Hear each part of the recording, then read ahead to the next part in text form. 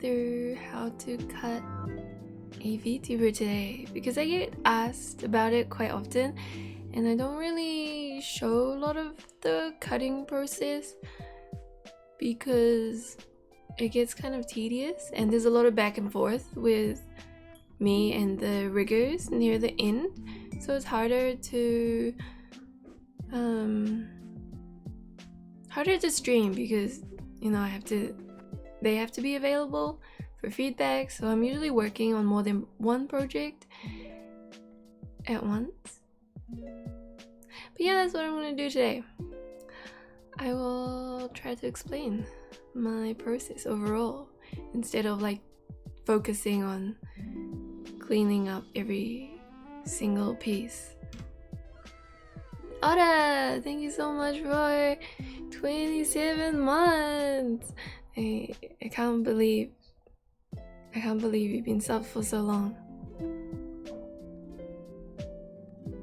27 is more years than I've been alive.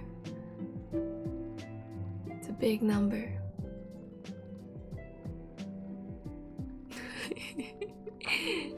Okay. How's everyone? I hope you're all doing well. I haven't been streaming the past few days because I've been working on Winter Chai, or I don't know, Original Chai. I need to come up with a better name, but Chai Alter. Frost, thank you so much for subbing. Thank you. Okay. For the rest of this,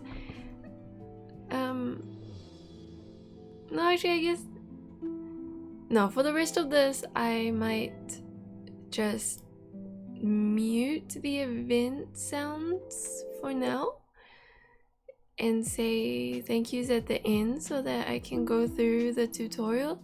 But thank you for the hype train. Thank you very much, and thank you Foxeye for 2 months. But yeah, I'll go through them at the end so that it doesn't interrupt the whole cutting process too much, I guess. But yes, thank you. Is this tutorial for Patreon? Yeah, so what I'm thinking I might do for Patreon is I'm slowly gonna, I think I need to announce it before the next month gets charged so that people can stop supporting me there if they want to, because I might make my videos, like tutorial videos or tutorials or whatever, just available for everyone, but Patreon is still what would be supporting their existence, if you know what I mean.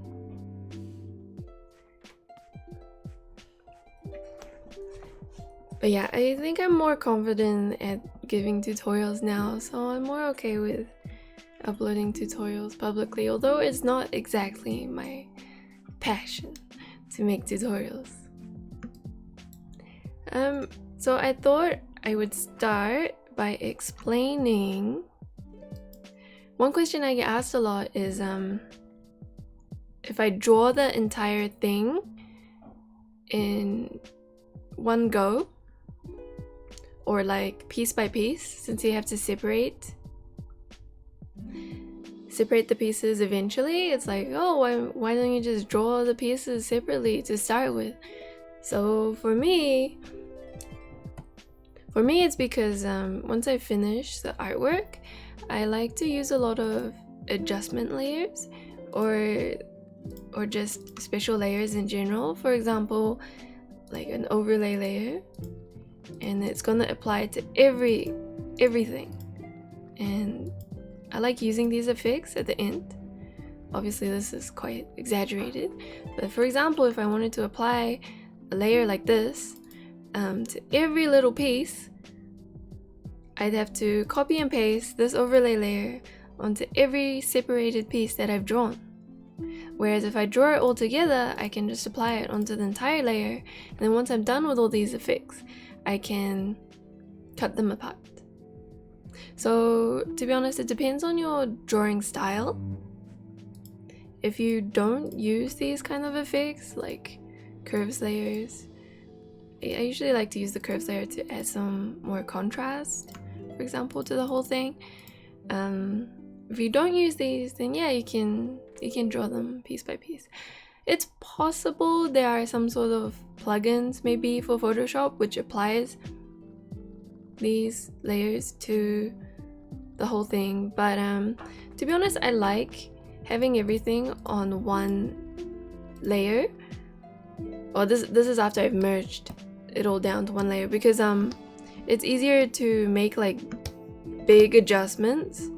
Like if I just want to move, if I want to like cut down this jacket a bit but also move the legs up, and I can just do that easily. Whereas if they were all separated, I'd have to cut down the jacket, move it up, and then grab all the leg pieces and move them up as well. It's just like there's more things that you have to do. So it's easier to keep it in one layer for me. But yeah, since I've already uploaded quite a few processes of how I actually draw the artwork, today I'm just gonna only focus on the cutting. I also wanted to explain like some basics of how the pieces get processed in Live2d, because I think it kind of helps you understand what you need to cut and like where and why. At least I think it helps me. So since Chai doesn't have like proper arms, she's got some poofy arms that restrict her movement. As a result, I'm gonna borrow Selena here to explain why, for example, you need to cut the arm in the middle for the elbow, why you can't just have like one noodle, and then why that can't just be one piece. Because in Live2d, what happens is that a mesh forms on top of the artwork, and I think they can give you like a generated mesh, but it's basically just like a bunch of triangles, smaller than this, but like this is an example. Just like a bunch of triangles, but like smaller, many more triangles, like a lot of triangles, and like more neatly organized. And essentially it works kind of like the warp tool is what I found in Photoshop. If you select a piece and you press Ctrl T and right click and go to warp, you can kind of move the pieces around, and this is like sort of what happens in Live2d, but on a more basic level in Photoshop. If you don't have the pieces separated and you want to warp the arm into like a bent position, it will look like this. So you warp the arm using the mesh. All these little mesh things have like vertices, and you can like move the vertices to control the image, just like the warp tool. But yeah, if you don't cut it and you want to make it bend, it'll look weird like this. So instead, why you cut it at the elbow is so that you can add I think it's called what is it called? A deformer? I think it's like a rotation deformer. And that controls this piece and how much it rotates from the pivot point, which you can also set. And so instead of looking like that weird noodle before, the art of the forearm will stay the same.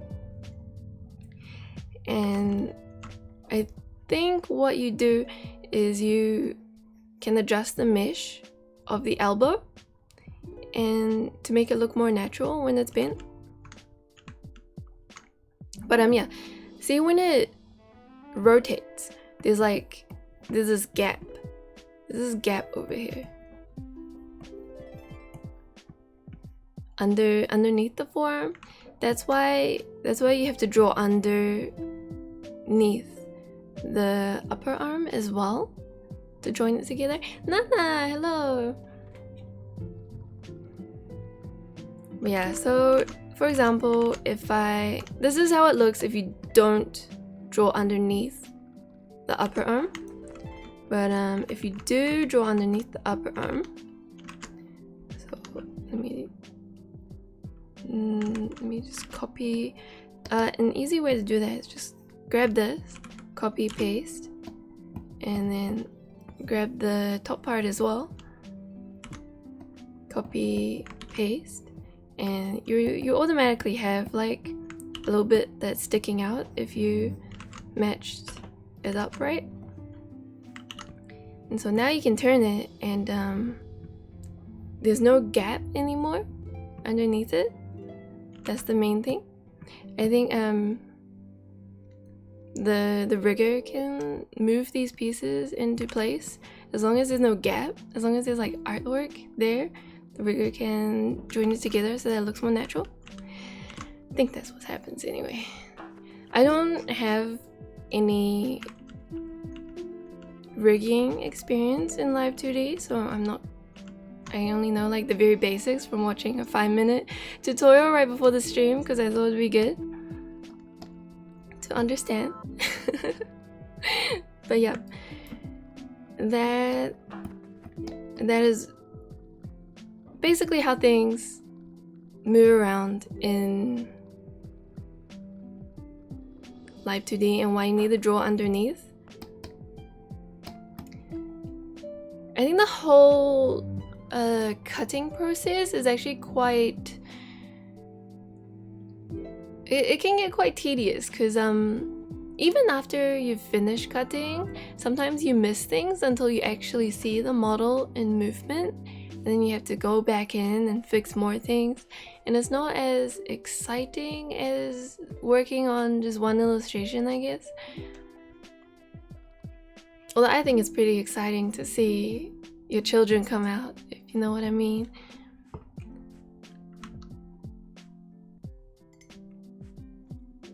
But yeah, another thing is that it's quite important to draw your character in a default position, because this is where the movements like move from. In Live2d you can...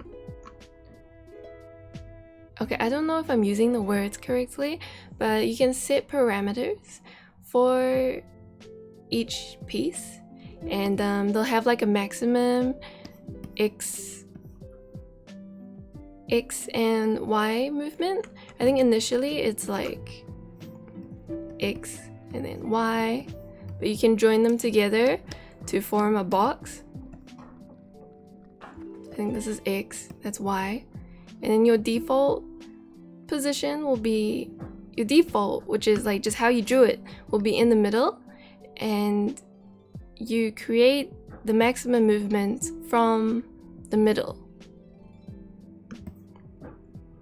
So imagine if your leg was for some reason already stretched out like this. For some reason you just wanted to draw your character like this. That means the maximum movement it will get will like start from here, which means it'll be able to go here and it'll be able to go here if you assign it that way. But I mean, it looks kind of awkward because what are you gonna do with your leg out here? That's why you want like a neutral stance to allow for more natural looking movement. If you want to look more into how how things move in Live2d. There's lots of tutorials on YouTube already. I'd suggest, if you want to cut Vtubers, to watch one of them, because they're actually very helpful to better understand what you actually need to do. Okay. So what I like to start from are the major pieces. So like separating the head and the skin from the clothes. I usually just use the lasso tool. I will go ahead and, because the hair is behind the jacket, I'm gonna cut into the hair a little bit to preserve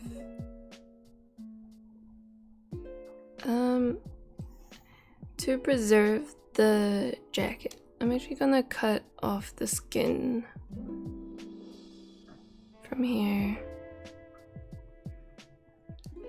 There are cases where I do draw things separately to begin with, like if the commissioner wants a jacket that's optionally removable, it means I have to draw the clothing underneath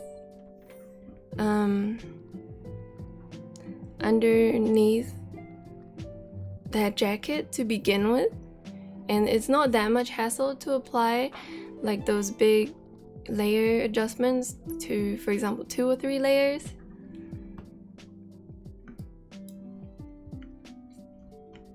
So yeah, those I usually, for example, if I wanted myself to have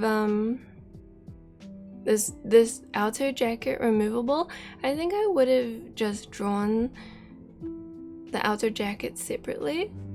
But since I didn't really care about that, I didn't draw it separately. I just drew it all together and cut from here. But yeah, I think in those cases it would be easier to draw it separately. But if you're not needing like the entire arm underneath, I don't think it's necessary.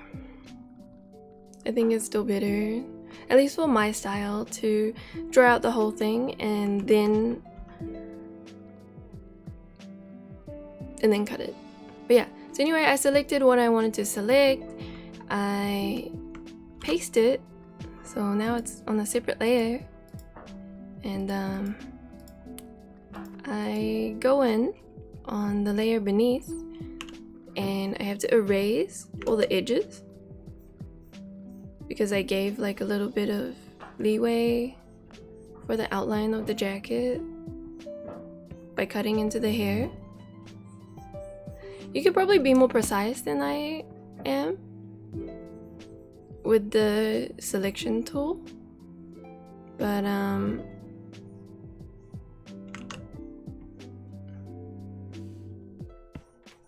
for me, I like to just go in and erase and redraw,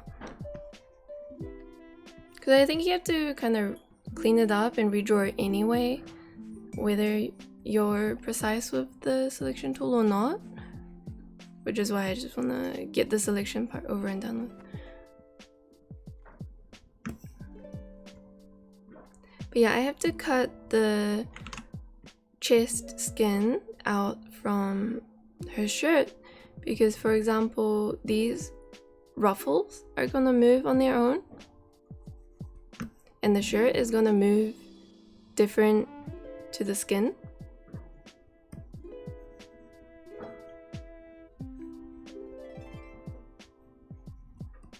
Oh, there's also like, there's not one way to cut, and there's no like correct way to cut because different riggers have different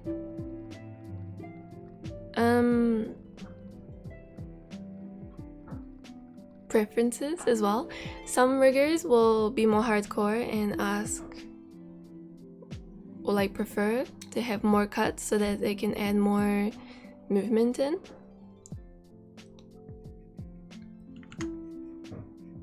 but other riggers will prefer like less separation. For example, my hair strands, if you see like the little strands on the very edges of my hair, those are all separated on their own. But I think for some riggers, they might just clump it in together with the bigger strands.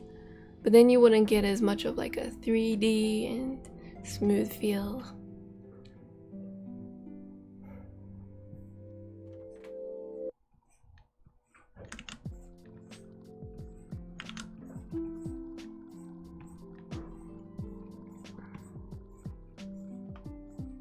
I was told that that Iron Vertex tends to ask for quite a lot of cutting compared to like the average, I guess. And I've only worked with them as a note for everyone. So you might not need to cut as much as Chai has been cut. But yeah, so you go around all the edges, erase what you don't need.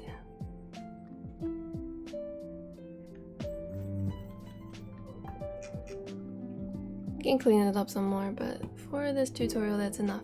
Now you have like this weird white line between the jacket and the skin. And yeah, you'll need to fill up all of that with hair. But I do that after I separate the face out and the front strands of hair. Yeah.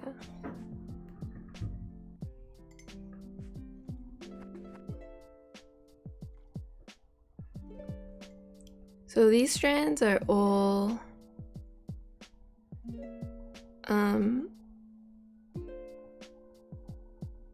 in front of that back clump. So I'm gonna cut them out separately.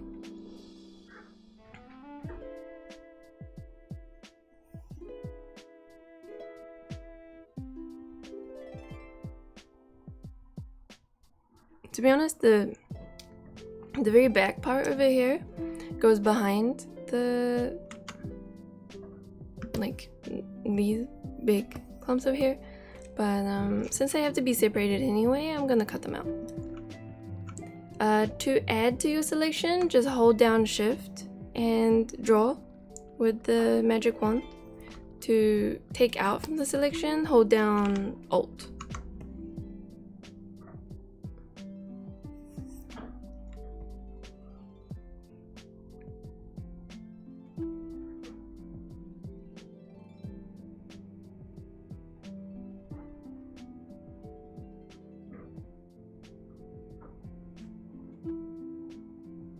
Yeah, I'm not looking at chat too much, so if I miss your questions, feel free to ask it again.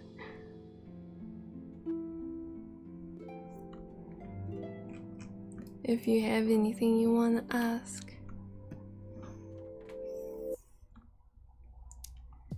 This part is actually linked to the very back. I guess I'll take it out.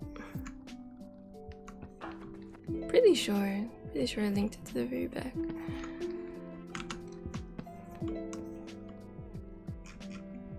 But yep, so copy, paste, delete, and paste.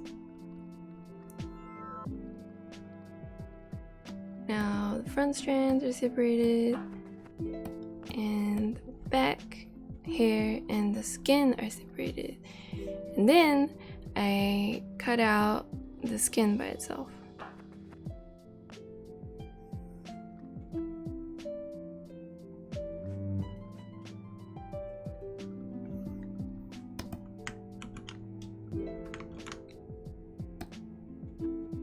Yeah, and the head from the neck, and cut the, oh well, you can kind of see it.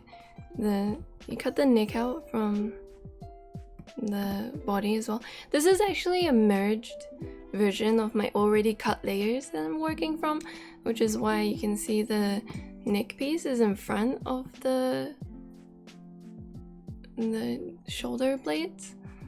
somehow in Live2d you can move it so that the neck is behind the shoulder blades, but for some reason in the layers it's okay if it's in front. Does the layering stuff get super crazy when it's cut up? Do you have like one layer of all the stuff that goes underneath, or do you go layer by layer? Yeah, I go to like hundreds of layers. I think Chai had like 200, 300? Uh-oh. I don't know, to be honest. I don't know how many she is on. I can check. There's so many. Can you kind of see? Look how many layers there are. Wee.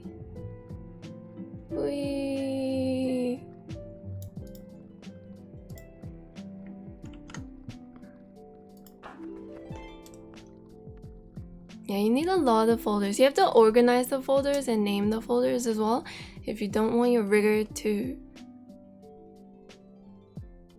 cry and hate you. although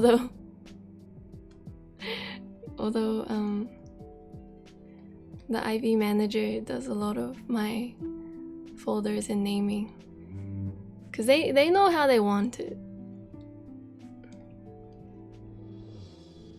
I think I do some of the major ones. I try to get into a habit now to keep it clean.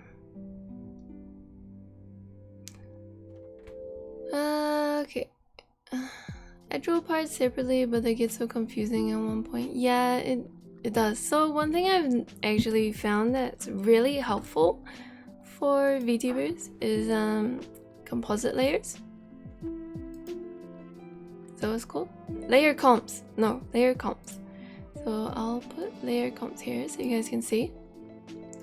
Can you see the very bottom of my screen? No, you can't see the very bottom. So I'm gonna put it above my palette.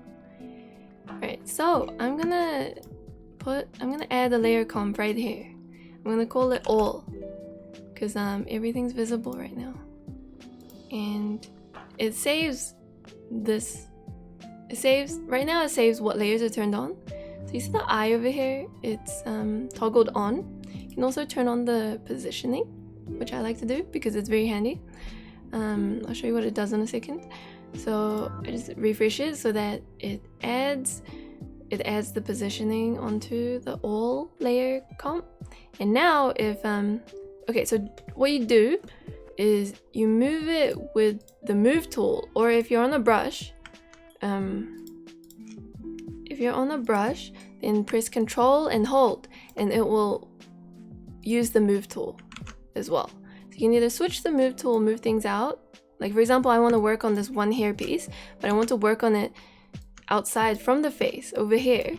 So I'm gonna, like, I don't know, add a red line on it because I wanted to, and then instead of having to move it back manually and try to position it where it was, you can just press the layer comp and it'll automatically move it into the saved position, which is so handy. It's so handy for VTubers when you have so many layers. Look at this. You can move all of these out into random places, and you can work on them, and then bam, they're all back. Another thing that this is very handy for is, so for example, you want, like, you have different states. Okay, so it doesn't, I can't really show on this model because, for example, she doesn't have different arm sets, and she doesn't have temporary art assets like a tail or like a pillow. Sometimes people, they're holding a pillow in front of them. If you want to switch between the two, you can turn certain layers off. It's the same concept, just it's not very easily shown with this model because she's more basic. You can add it in and just be like, no right sleeve. And now you can switch between seeing all and no right sleeve. It's very, very handy to use this for VTubers.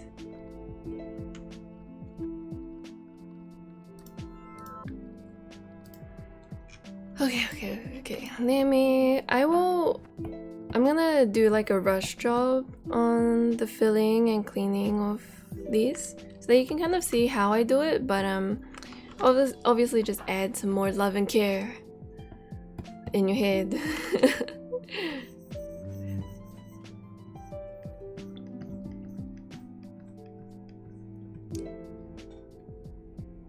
What canvas size do you use? I use like, so the height, I use 10,000 at least, just because when you zoom in, I want it to be nice and high quality. This is 100%. This is 100%, and I'm on a 27-inch monitor, so it's pretty high quality. Can go in for those nice close-ups. Anyways, for the head, if you want a particular way for your face to look when it's looking to the left and right for your rigger, you can actually, what's helpful is you draw them a reference. I think people either do, I forgot what the angle is, 15 degrees, 30 degrees, 45? Let's try a 45-degree turn. But yeah, different riggers probably work with a different angle to how much you can turn left and right. If you want to be very particular with how it looks, you can draw them a reference and they can follow it. But yeah, for the head, Chai's head is actually quite covered, but sometimes you might need a hairline, so that if there's any gaps in the hair by any chance, a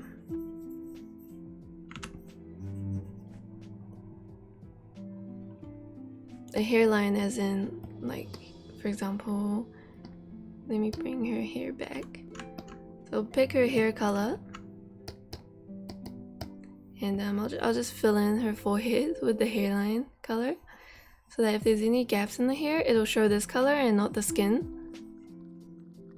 Or sometimes, like, if you're looking up, you can kind of see, well, for Chai you can't because I have enough hair in front, but for some characters, if you look up, you'll be able to see, like, between the ear and the face, and the hairline will help make that look more natural.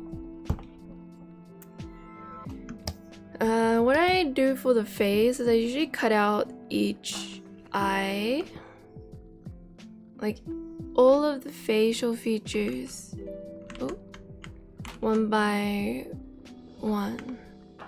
Yeah. So each eye needs to be in a different layer. This is like eye right, because it's her right, and the other one's eye left. And they both need like their own group, because you have to separate the top part, the bottom part, the pupil, the highlights. This also depends on the rigger, how in-depth they want the eyes to be separated. I had my eyelashes separated too, so if you want to see the result of that, if I go into the close-up mode, oh, actually I don't need to go into close-up mode. I can just make myself bigger and you guys will see. Oh no, actually we'll go into the close-up mode. Okay, so hello.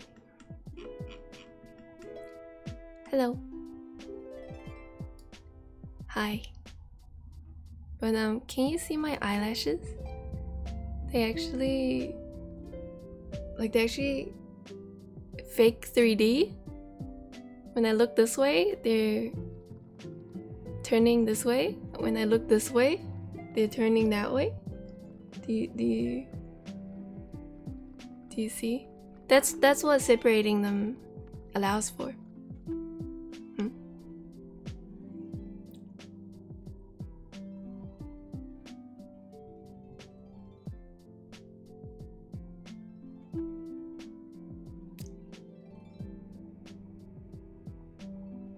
Okay, we go back.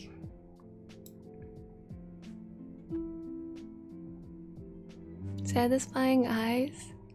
Oh yeah. So if you separate the highlights, you can make them look kind of 3D too, like the pupil.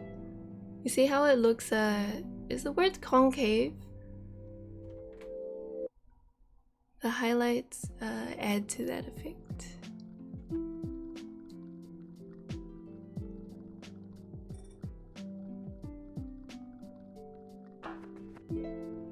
Okay.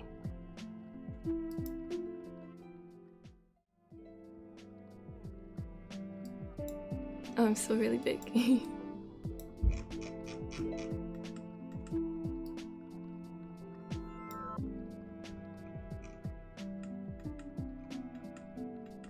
Shrink, shrink, shrink, shrink, shrink, shrink. I think I am around this size. Is it good? Am I blocking too much?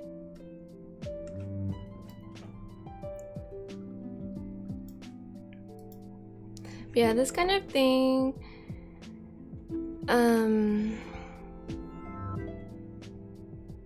is dependent on the rigger.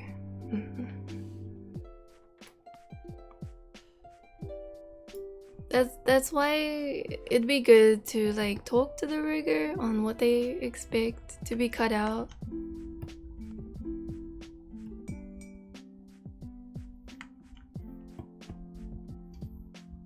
I'm not sure if people have like standards.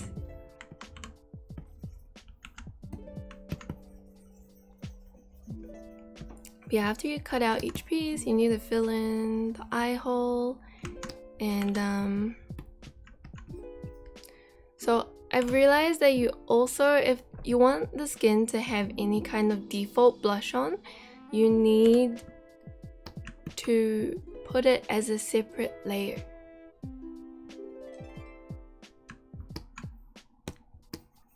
Because when the character turns left and right, the face is actually warped a lot. You don't notice it, but they have to warp it a lot. And if you have the blush texture on there, you'll be able to see like the blush move around on the face when it's turning left and right due to the warping. So you need to separate it. So I'm gonna color over that.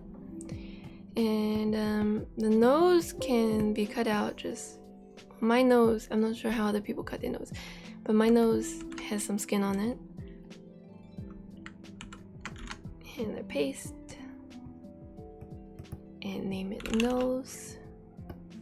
And then I can draw over that too. So I think something that people ask quite often is how to do the mouth, and I actually don't know how it's normally done because my lips are a bit, they have more lip to it than the usual anime mouths, but I think it's the same, except they just don't have the color on it. You'll see what I mean in a second. So I cut out the whole thing with some skin on the edges.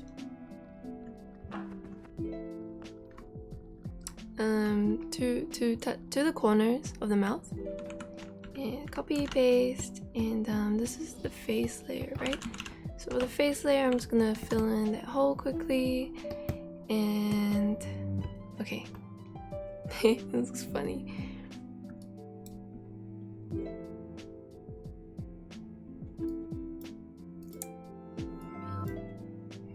Move this smaller. Okay. So you have to separate the top part and the bottom part so that the mouth can open like I'm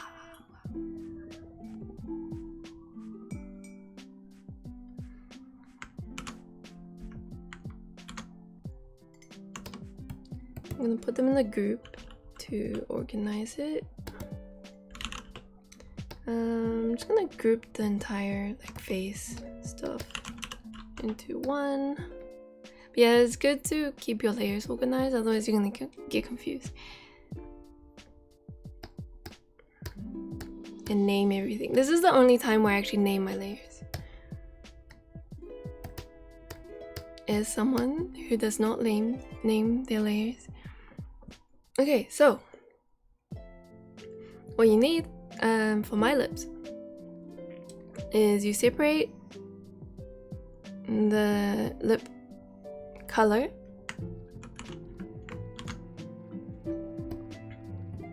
I think the IV manager named it like lip cover, and then you can draw in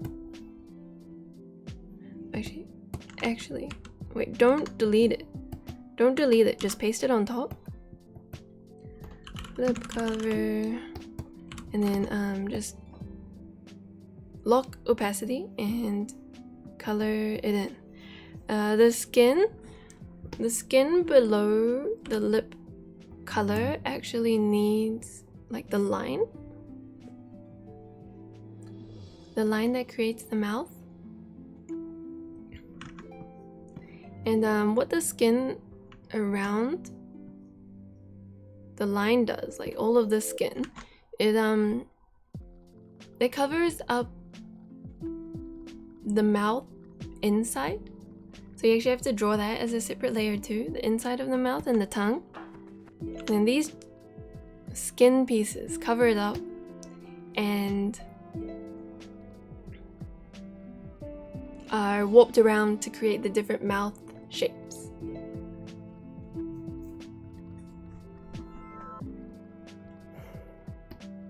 But yeah, you do that for the top two. I'm not gonna do that right now because I think one example is enough.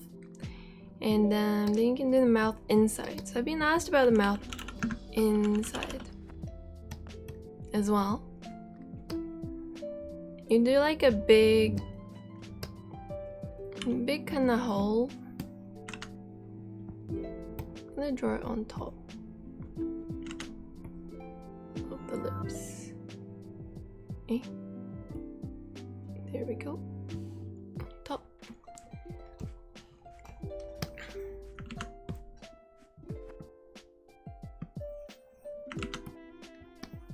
I like to pick like a dark color. Oh, I can probably turn on the face now. Looks kind of funny. Let me move the mouth above the nose.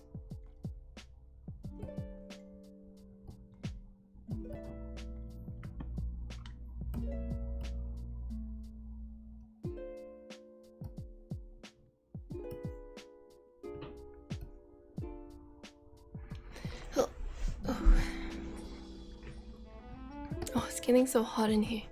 Whew. I usually like to add like a little bit of... You can make this color whatever you want the inside of your mouth to be. As you see, Chai, it's pretty dark in there. I like to use dark colors and add like a slight gradient or something. And then the tongue. I found that if you draw the tongue too light, might need it bigger actually. It kind of looks like you're like pushing your tongue to the front of your mouth instead of having it just resting. Which is why I add like, well, for one, I make the tongue darker and I add a shadow to it so that it blends. You can kind of give it some depth. It's going into the mouth. Is this VOD going to be archived? I'm going to upload it to YouTube. So yes.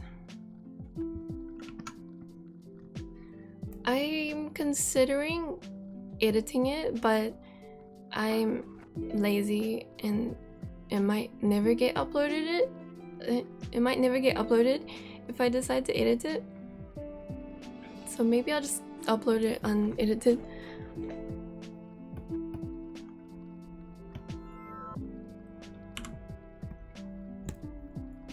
And then the teeth. I just draw like a block. You actually want to be kind of careful with the teeth. Make it clean, because it's part of the face. Face is very important. You want to put a lot of effort into face features.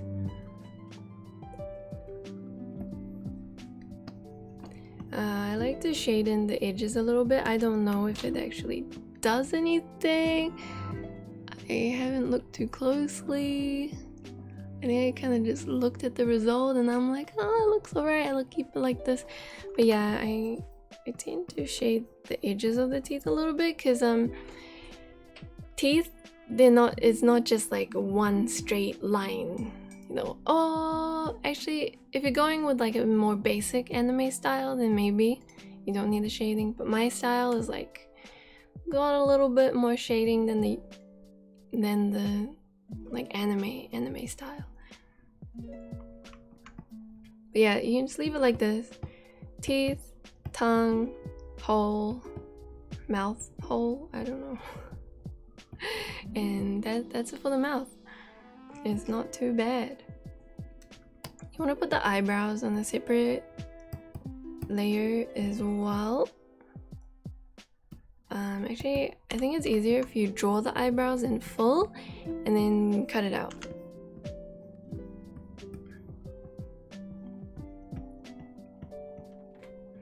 Another thing that's handy when starting the VTuber is the built-in Symmetry Tool. If you see up here, this is Symmetry Tool. Can you see it on my screen? Yeah, you can see it, but you can't see the drop down. You can just press vertical and then it'll make whatever is on the left symmetrical to the right, so you can just draw on one side and makes it even. I find that if you use it for the whole thing, your VTuber will look more stiff. It's just my opinion. I prefer, even if it's more work, to only use the Symmetry Tool to like put down the structure, I guess, like as a guideline of the face, where the eyes go, where the arms go. Although sometimes it works for people. Like some styles, using the Symmetry Tool for the whole thing might just be more efficient and still look good. How do I put the line art onto the rest of the drawing when I cut the model? You just merge it down, merge everything except for the background. Yeah, you want the mouth stuff to be quite big. It's better to be bigger than too small, so that the rigger has more to work with. Alright, these are some scuffed eyebrows, but yeah, obviously I would clean them up more if this were my actual model. So for the eyebrows, I just select them out, copy, delete, paste, and fill it in. Fill in. And you want to fill in with 100% opacity. I tend to paint with opacity with pressure on. So when you're filling stuff in, you'll want it to be 100% opacity, so that when your VTuber is like moving in front of things, like my overlay and Photoshop, you can't see through the head into Photoshop. Yeah, this one's gonna be uploaded to tutorial. What? To YouTube. Yeah, this tutorial is going to be uploaded to YouTube.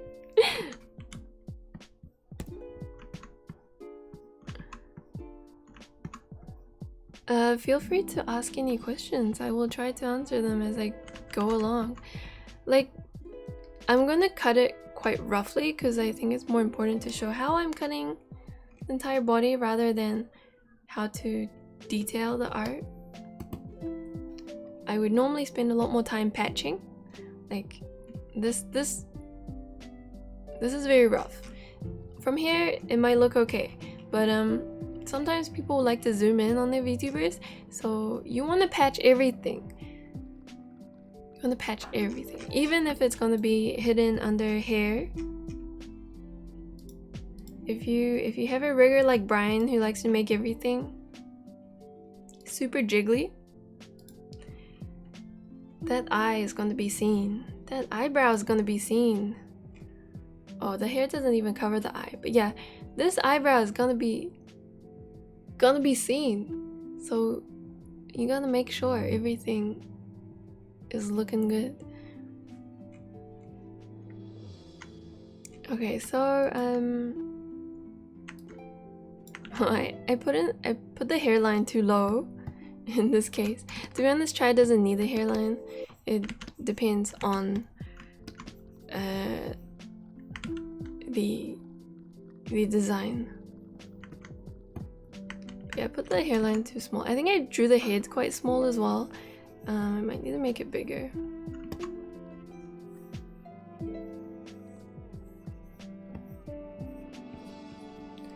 Usually this only matters if your VTuber doesn't have enough hair to kind of cover everything.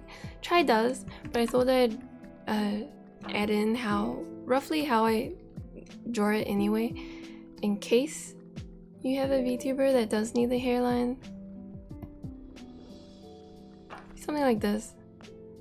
If I delete the face, you also have to clean the inside of the hair.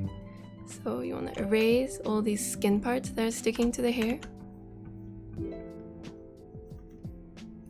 And you want to do it carefully. You want to do it more carefully than I'm doing it here.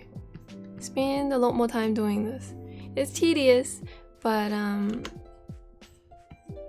you gotta do it nicely, because every little flaw is like much more easily spotted when the artwork is in motion, especially.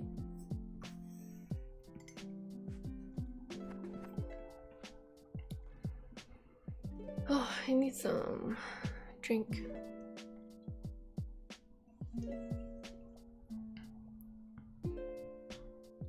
Do you draw differently if it's for a print than if it's for a VTuber? Yeah. For a print, I can pose it however I want. I usually give it more lighting. For VTubers, I don't have any strong lighting except from above, just to make it work in most cases, you know. Otherwise, I don't know, it might just be my style though. I don't have any strong lighting for my VTubers, because otherwise, when you're watching me, it'll seem like there's always just like a bright light shining onto one side.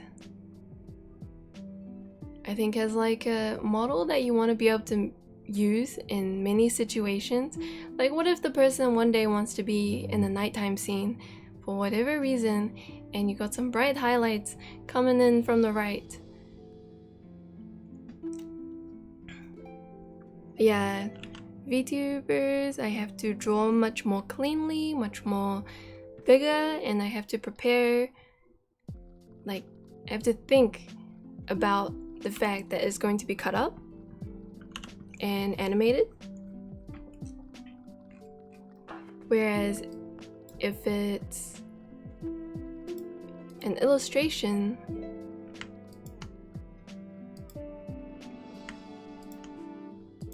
I have a lot more freedom. My VTubers are also much less textured. So sometimes you'll see my artwork have very painterly textures. Like if you've seen my Fire Emblem fan art, I don't have that as much because I think it's harder to make it look natural while moving.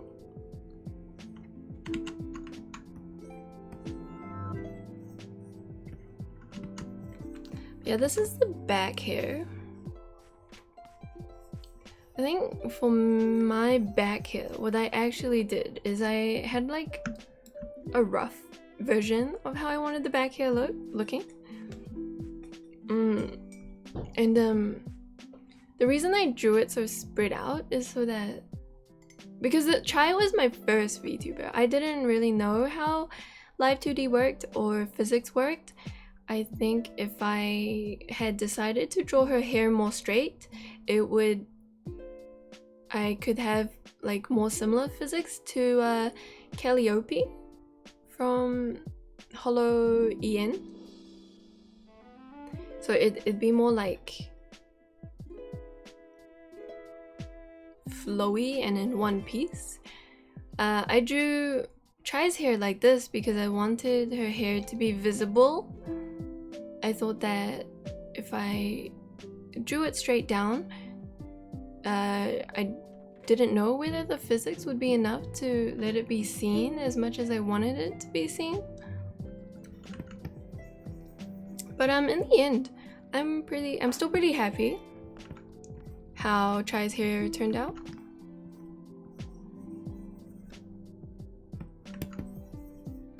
But just like a note, I guess, that you don't have to have your hair this spread out. Even if your hair is not visible while your character is just standing straight, I think you can add enough physics so that when you move around, you can still see the bottom of it. But if you want a more like airy, floaty look, then you can draw it more poofy like this.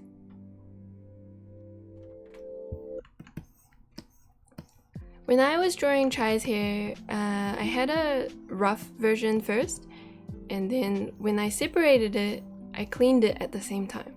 So sometimes near the end, to be honest, I don't even remember what Chai's hair looks like.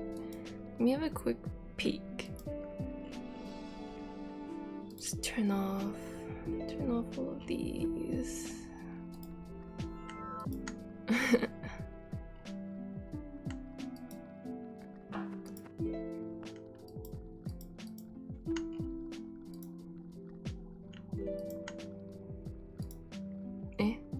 I need that one. Yeah, it's just like a big blob.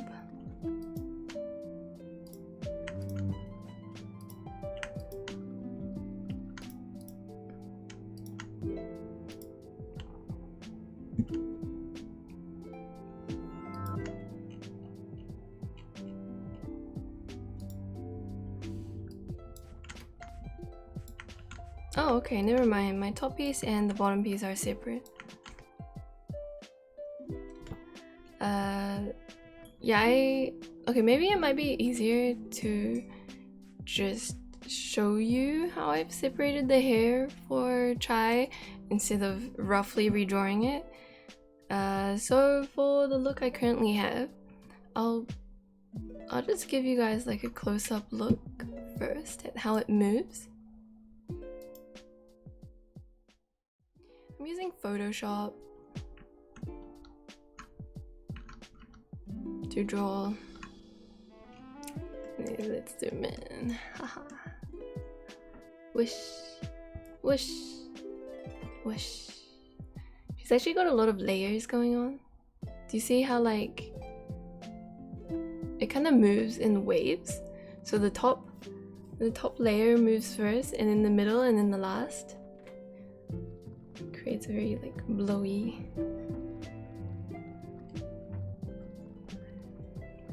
look. This is achieved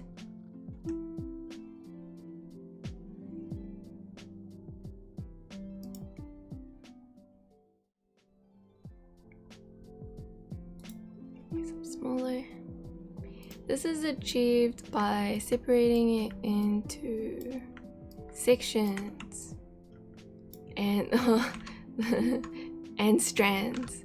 So these little strands, they're all like in pieces. If you want to be extra, you can separate all your hair strands into little pieces. And this is the back. This is the back. So 3 layers, little pieces, and the back. The back part isn't seen very much, but it's still seen. So you wanna still put care into it. Hair. To be honest, the hair strands, a lot of these, I might have just like erased some of it and drawn the strand by itself, as opposed to just cutting them out, because that's a bit. I think that would take a lot of time to cut out these tiny strands, as opposed to just drawing it. But yeah, this takes quite a bit of time, because for each layer, it has to look nice. So you see how it's textured? This layer is textured, it's at the very back. You barely see it, to be honest. But you still have to draw. You still have to draw in the detail. Same with, especially the top piece. You want to make the top piece look very nice, but you want to make the other pieces look pretty nice. So yeah, it's a lot of cleaning and drawing.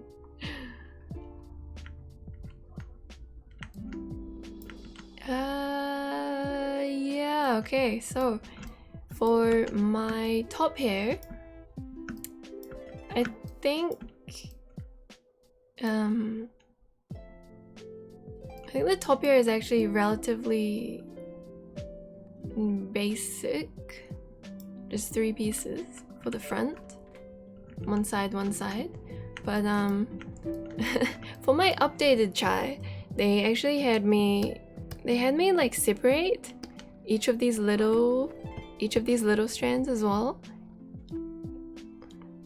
because my updated model has like a similar kind of hair pieces. They had me separate this, like for example this strand, and I'll paste it, and then what I do is I draw it. Well, actually Iron Vertex gives me cutting instructions, which generally guides me on what is missing. So they'll have like a selection of color here, and then I can just work from that and fill it in with what I need. Yeah, essentially it looks something like this. You draw the strand to where it comes from, and then clean it up. And you can't just fill it in with one color. It's not gonna look good.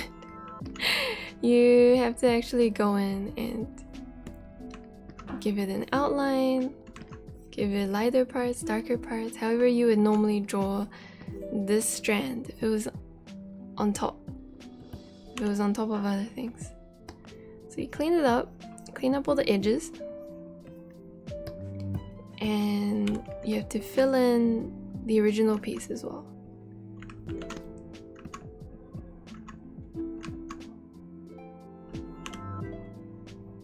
Like that. And then you put that strand beneath it. And now you have like an extra strand. Yeah, that's generally how I clean and fill in the extra strands that are needed.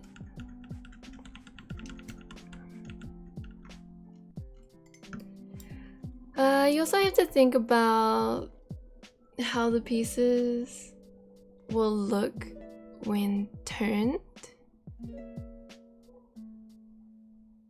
because they get like stretched and squashed. So from the front you might not see these pieces as much, but from the side they're like in full focus. So you have to draw them quite well as thinking about the fact that they're going to be stretched a bit.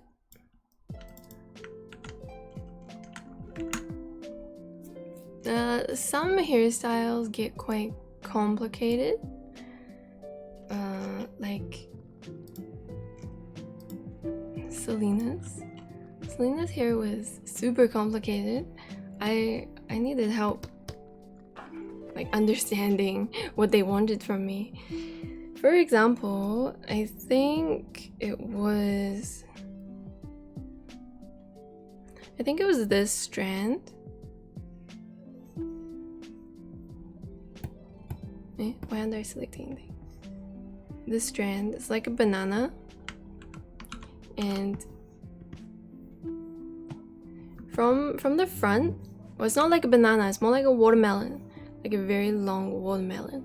From the front, you mostly see the, like, if this was a watermelon, you mostly see the green part of the watermelon. But when it turns this way, you actually see the red part of the watermelon. See what I mean? But from the front, it's not that obvious. But from the side, you can see it in full view. So even though here you can't really tell that you need to draw something there, you have to draw a piece in case the strand turns. In case the strand turns and the underside is revealed. But I think it also depends here on the rigger how 3D they want the artwork to look and the style the artist is working in.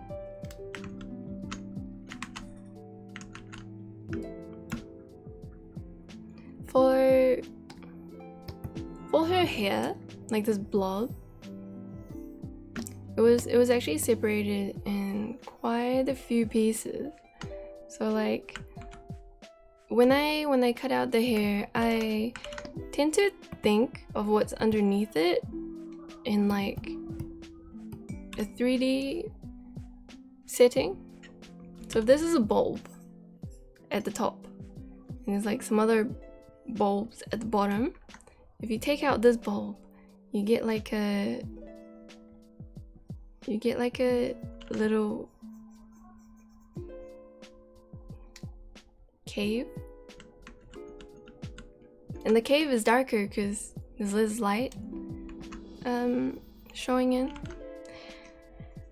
There's less light touching that inner area, so I color it as if it's a 3D piece. Why? It's not lewd, Brian. This is how you made me cut it. But yeah, I think that's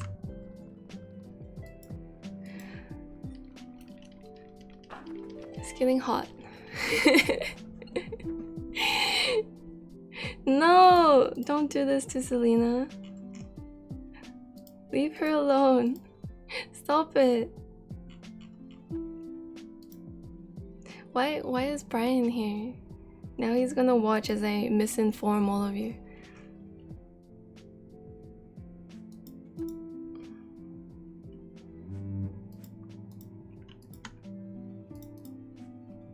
I need to move the body ahead. Is there anything else to explain? What else is confusing about cutting? I think I mainly just get asked about the face. How does Chai hair on the back of her head work? On the back of her head, it's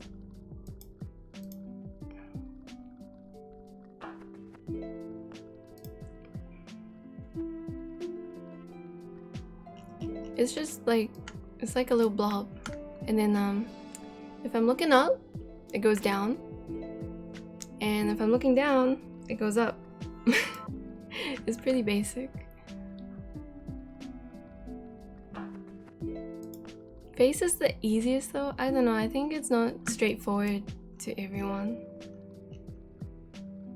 But yeah, what else is there to explain? I think that's most of it. I think like if there's any very specific accessories that you're wanting to do, there's more cutting involved. Legs are pretty much the same as the arms, to be honest. You just like have the knee cut into from both the bottom part and the top part.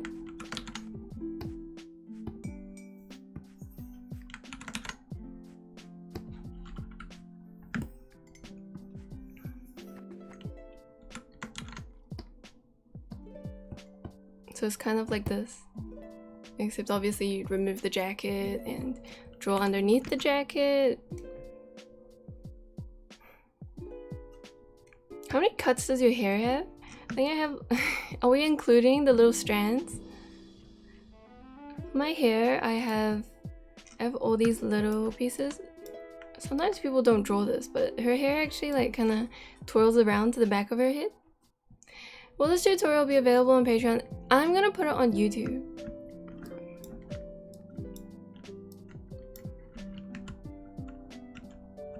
But it is thanks to my patrons that I've decided to make a tutorial. It would not be available if not for them. Where does the 3D piece go when you draw it? Does it go behind the artwork as usual? Yeah, it just goes behind the artwork, and you can, to be honest, it could also go in front.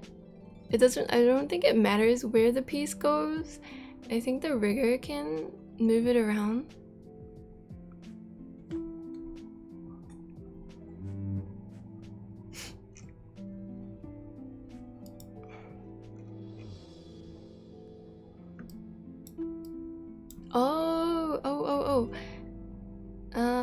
I think another thing is, although my characters don't tend to need this so far, is actually I think Selena's horn needed this. Is you need to draw the backside of anything that curls around a cylinder-like object, which means like all the sleeves. All the sleeves. Oh, this is a terrible cylinder. All the sleeves and like accessories. In this case, I had to draw one piece that goes from this end to this end. I'll draw it in red so that you guys can see it better. But because the horn is cone shaped, this is the front part. This is the front part, and the back part is like this. And because the horn actually turns while she's turning, I think you need this back piece so that it'll fill in when it's being turned.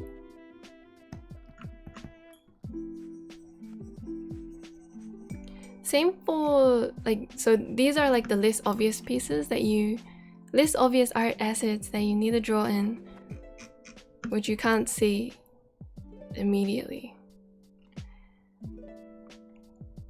I think for some like big sleeves, for example, if you guys have seen our Ventus that I did, or any like skirts that move up a lot, I think I did it for Selena. It requires a back piece that looks kind of like this.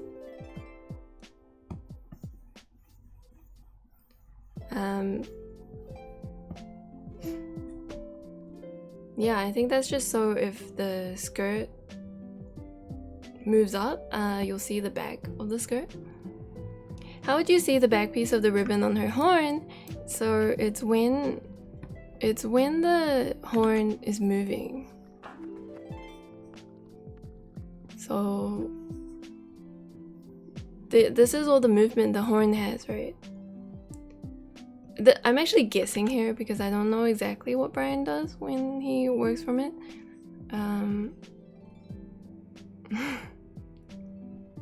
But yeah, okay, so maybe something like this.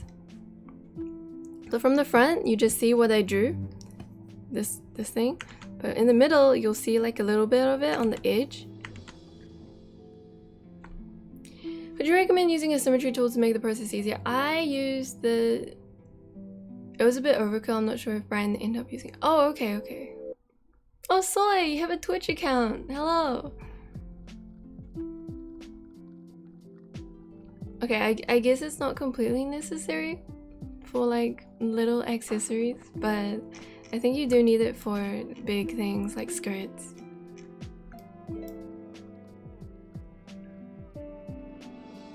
Do you know about clothes layers? When you have a shirt on, then make it an option to add a jacket. Well, then in that case, I tend to I draw the entire body by itself and I merge everything.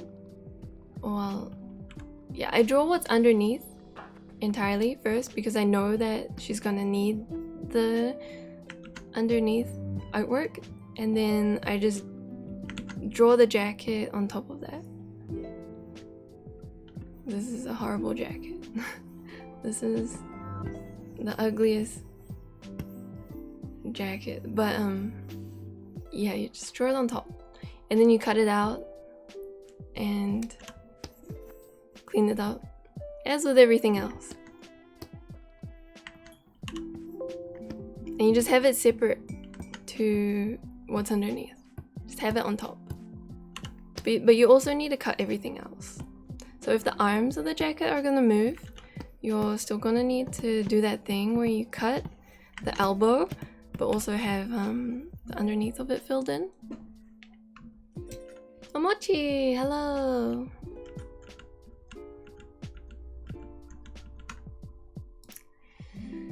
What else is there? I think for any little thing that you want to move by itself, like these ruffles for example, they're cut out. This ruffle, that ruffle, and then I even have a separate layer for the shadow underneath. Oh yeah, shadows.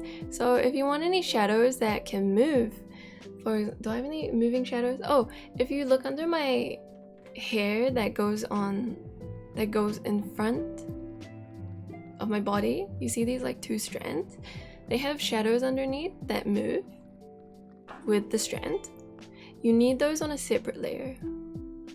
Is the jacket a separate rig that clips to the main rig?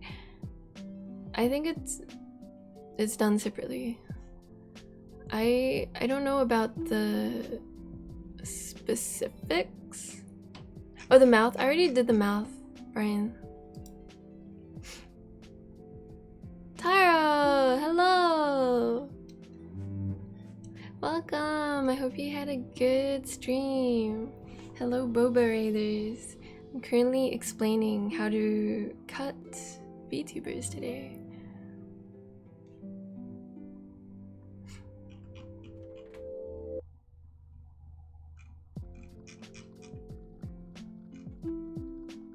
Is there anything else that's kind of hard? Kids are all here. Hello. Hello. Is there anything else? I covered pretty much everything I had in mind. Oh, for the ears. My ears have like an extra piece drawn on it, so that when it turns, when it turns, it actually moves out. If you can see, it's actually like a cone shape. Oh, I'm jittering again. But yeah, it's like a cone. And also when it goes down like this, there's more of the back part of the ear that can be seen, like more of this. which is why this large piece is needed.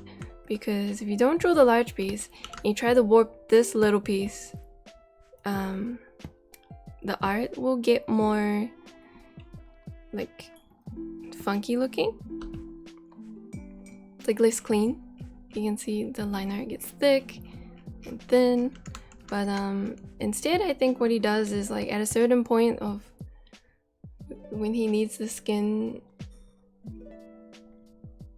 to be showing more, he just replaces it with the larger piece.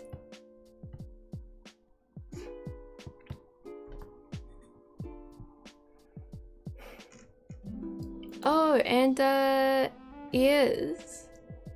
For ears, I've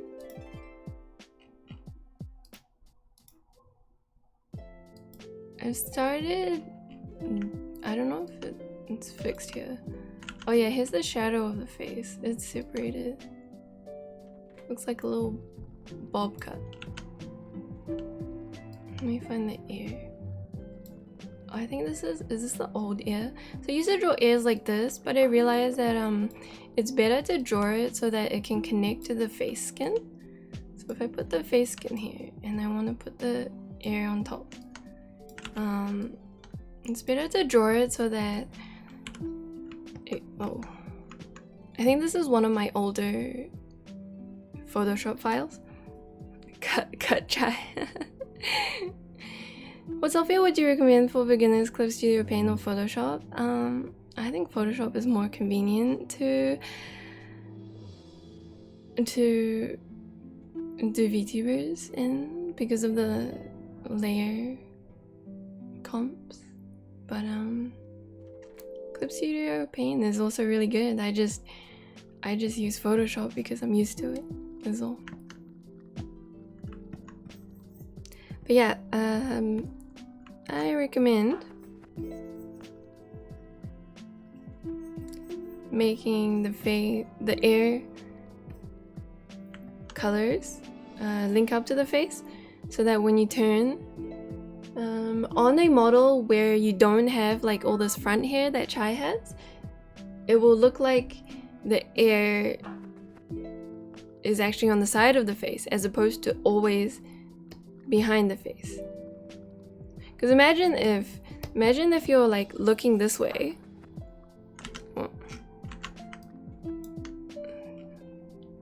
Imagine if you're looking this way, like this way, and your ear is still here. Ew.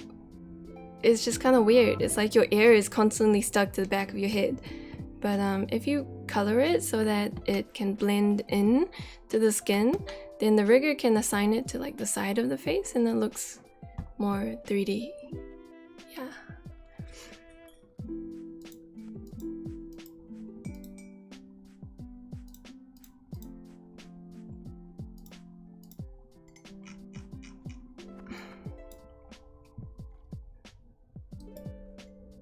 Oh, for any part that goes behind things, like for example this jacket,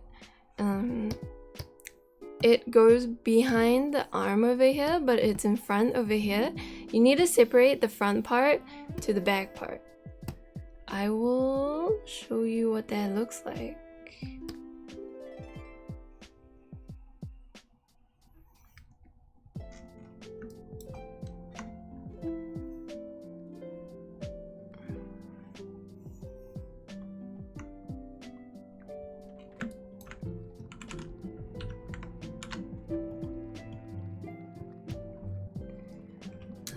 This is the sleeve, and for the sleeve you'll need to fill in underneath it because the jacket will move quite a bit and you can see a bit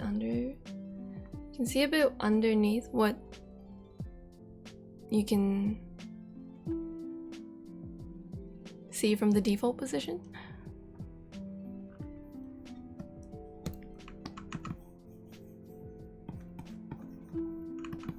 But you want to fill it in nicely, not like this. Nicely. Fill it in as if this were the actual illustration.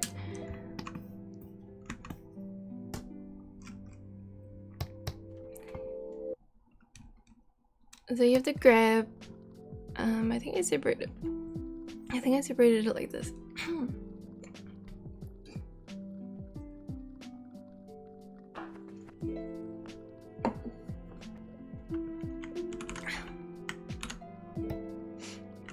Oh.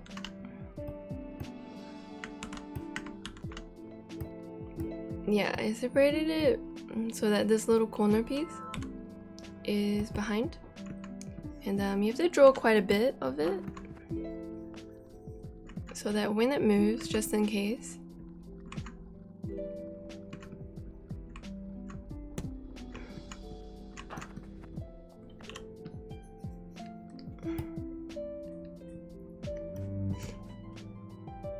oh yeah, and put it beneath everything.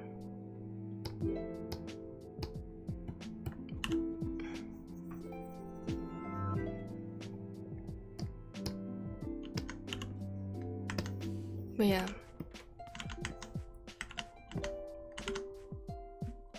Is there anything else? Anything that's dangling you want on a separate layer. For very detailed dangling things, you might want to consider drawing it at the end on a separate layer. It's like you draw everything else and then you draw the dangly thing. Like this circle, I'm pretty sure I just drew on a separate layer. Where'd you learn of these techniques from? Experimenting. Well, so what happened when I wanted to make chai is that I contacted Iron Vertex and they told me to look at some of their tutorials first, since I was going to do the art myself and cut it myself. So I looked at their tutorials and I got like a basic sense of how to cut. So I prepared my Photoshop file the best I could with their tutorials. And then after that, I gave in my PSD and they returned it like more cut up. So with all like the little specifics that they needed due to my style. I think when I sent it in, like I just sent in maybe the entire eye merged, or I didn't even cut the face, I don't know. I think I only cut like the major parts. Because I didn't know if they needed the shoulders separated, how they wanted the arms separated, how they wanted the jacket separated, actually. I had no idea. And yeah, I just learned from them sending me the instructions back, to be honest. Thanks, Soy.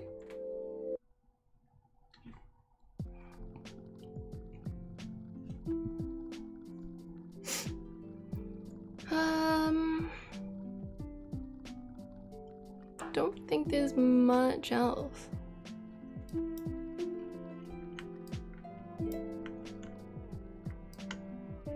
Like there's a lot more to cut apart, but I think I've basically explained most of it.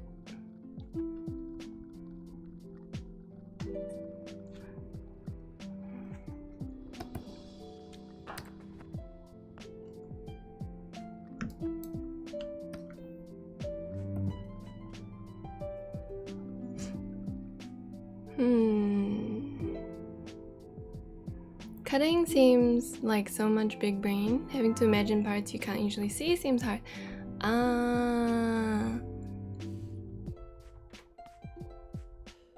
Yeah, you do have to think about how these pieces are used in Live2d, which is why I think it's good to go and look up how Live2d works, like the basics. It kind of helps you understand what's required for the art.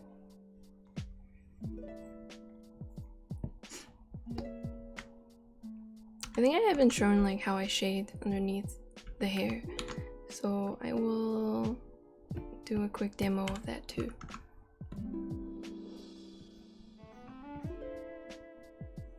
If you don't want the hair to blend in, I guess. My hair is more detailed even at the top. Some anime hair is blended at the top, but if you don't need it blended, you can just make the underparts of the hair shaded, because like when you move the hair,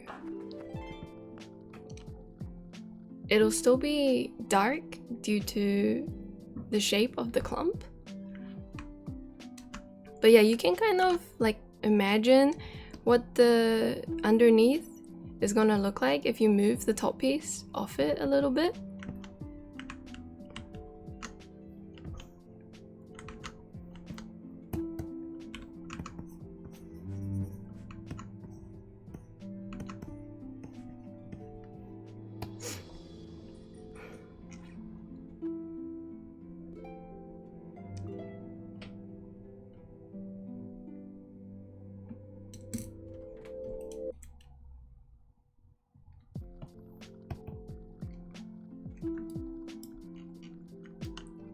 Oh, I didn't do the eyes, I realized. I'll cut one of the eyes apart too.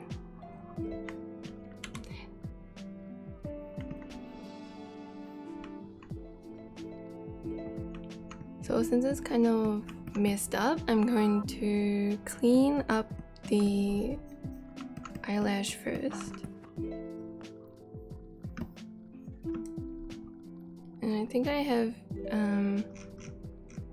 oh no, I don't have the layer comp saved, so I can make one now. And, oh, yeah, I'm just moving it off to check that it looks okay on a white background.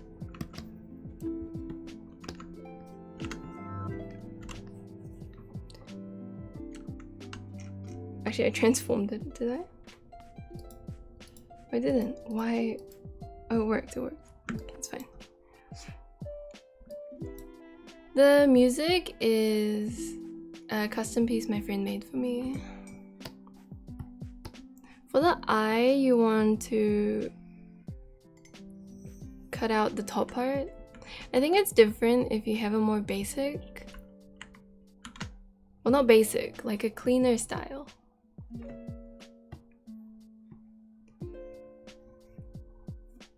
But I think the overall pieces that you need are similar, because eye structure is similar even with super anime styles.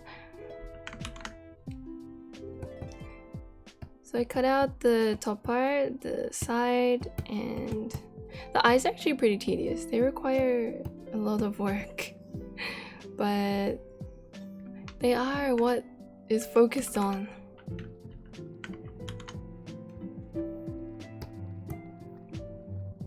And cut out the pupil.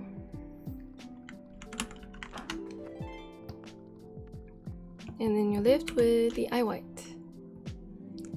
For the eye white, you'll want it to extend past the eyelashes.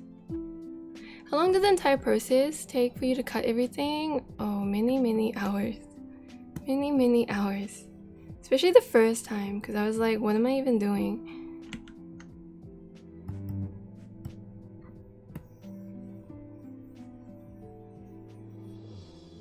So yeah, you wanna make sure it fills up fills up underneath the eyelashes. And I like to add some shading to it. And you wanna make sure that like these pieces are clean. So make them round if you can, because as I explained earlier, it's gonna have a mesh on top of it, and the cleaner the mesh is, the smoother your animations will be. And if you have like a piece sticking out here, it's gonna affect, I don't know exactly how the mesh will look, but it's gonna affect the cleanness of the rest of the mesh. I can't draw very well, but yeah, make sure there's no like little dots sticking out around the rest of the piece either, to check if there's any loose threads. You can just press Ctrl T on a piece, on a layer, and it will show you. And what you do is just erase these extra parts. So for example, if you had like a dot, like a tiny dot here, and you didn't know it was there, and you check by pressing Ctrl T, you'll see that it goes to that corner. It shows you that there's something on the outskirts of this eye on this layer, and so you can just erase everything in this area and clean it up until the square is only around the eye. Yeah, so now it's cleaner.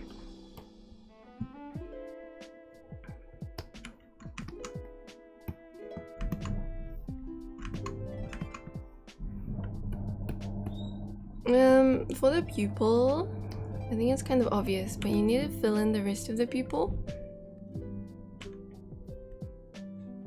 Sorry if this is obvious, but how do you cut the pieces so fast and put it on a separate layer after you use the select tool on the part? Oh, I guess I should explain my hotkeys. So for example, if I want to select this shoulder, and I've selected the piece, I press Control C for copy, and then I delete it. And if I need to delete it, just by pressing delete, the shortcut delete, and then I press Control Shift V to paste it in place on a new layer.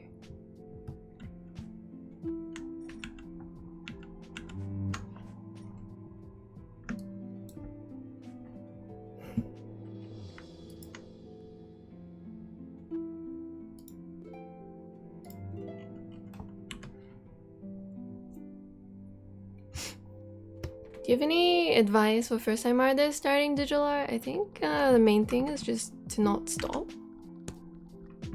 Yeah, because progress is very slow. If you stop, you have to put time into anything to get good at something. Be good at realizing what you're lacking. Be honest about where you are, where you want to be, and focus on getting from where you are to where you want to be.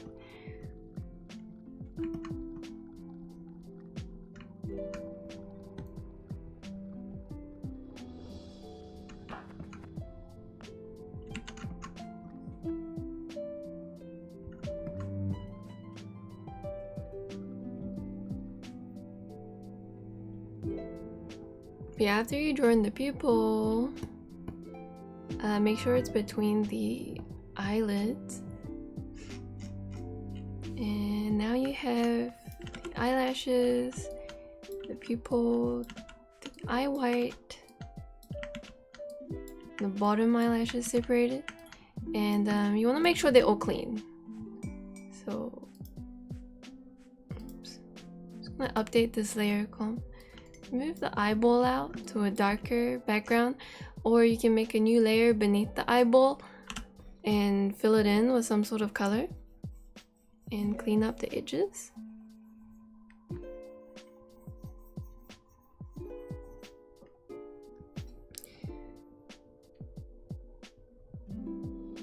Then move it back. It's good.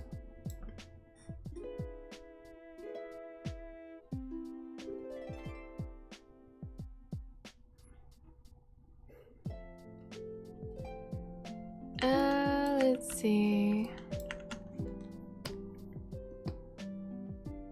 May I cut the eyelashes out too? And you can fill in beneath it.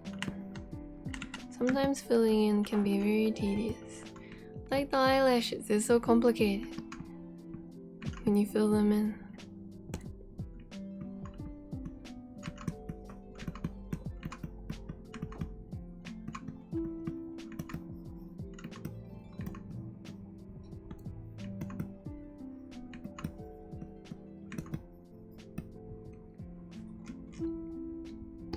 Oh, now they're separated. And you want to separate the highlights as well. Sometimes I just draw the highlights on a separate layer to begin with because it's kind of tedious to separate them after.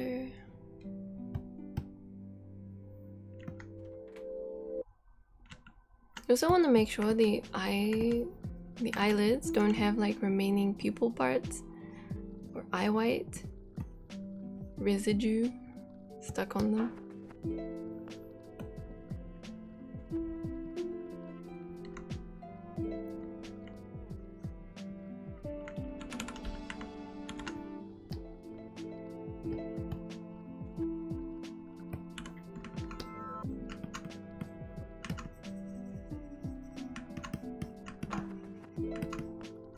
Fill in what's below it and you actually need to have all the highlights that are like far away from each other on a different layer and name them too. Don't be like me and not name them. Yeah, that's how you separate the eye, and then you do it for the other side too. Exciting.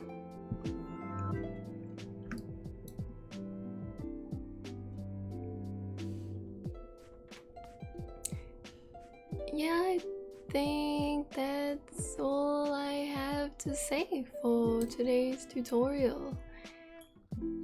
If you have any questions, you can ask them now and I'll go through them, but I think that's it for the basics of cutting for VTubers. Was it helpful? Did you find it helpful?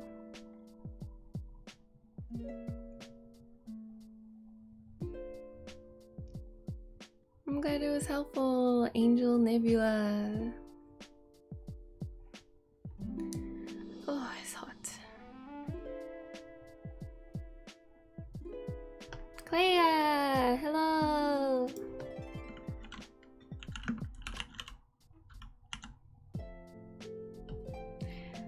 I will. Oh,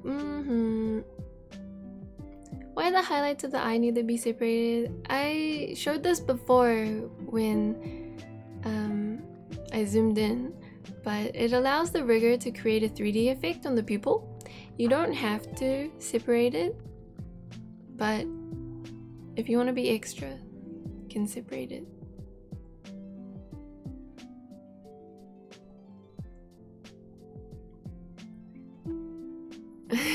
Zoom into your avatar to show.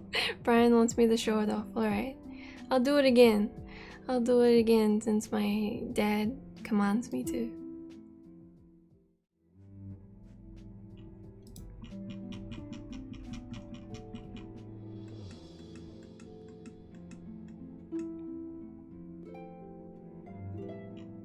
Do you guys see?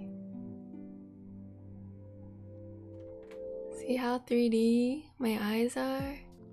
The highlight moves in the opposite direction to the pupil.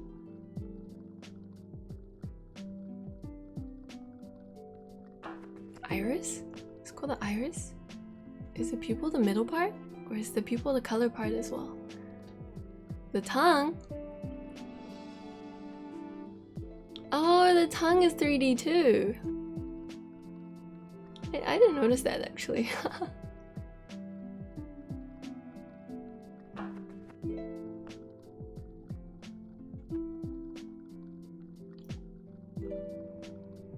But yeah, I think the lip and the like lip skin need to be separated so that the lip color can be warped bigger and smaller as you need. For example, when I wanted my mouth big, I wanted the lips thinner. But if you made the lip cover, like the skin, thinner as well, then it wouldn't hide the rest of the mouth inside. Most VTubers don't notice 50% of my features. Brian, you need to make a list that you give out with your VTubers. Look at all these sick things I added to your rig. Please admire them.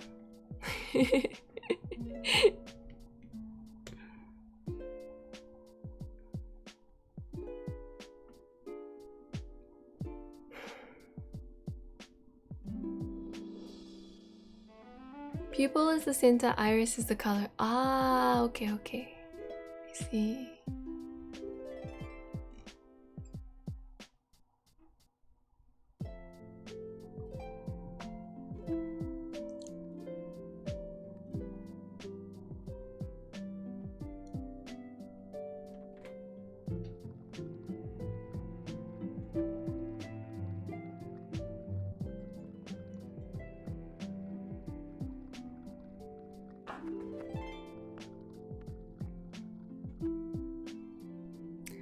Okay, well, I'll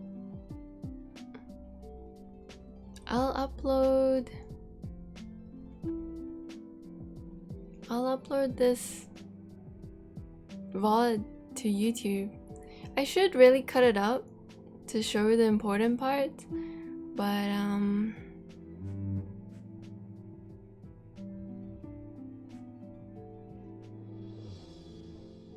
video editing is not my passion. And video rendering takes 10 years. How do video creators deal with it? The fans only notice the boing. That's true. They're only looking at the boobies.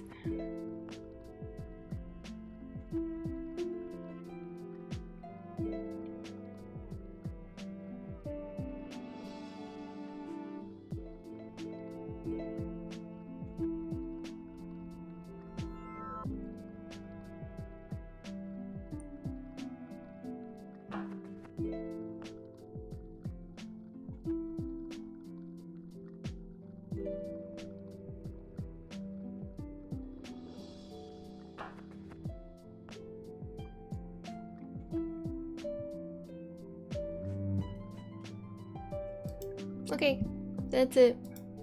I think that's it for me today. Don't think I had anything else to say. Let me see if there's anyone to send you guys on to.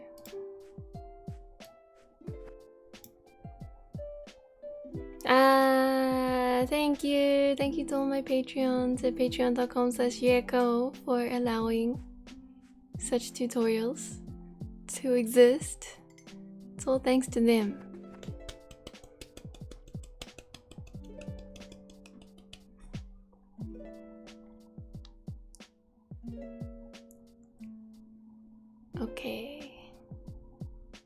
Okay. I send you on. Whoa. I send you on to this artist.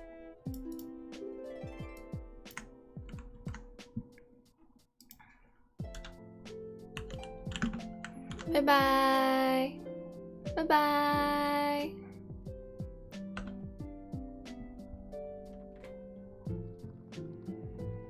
Hope you all eat yummy food and not drink the cursed cow juice.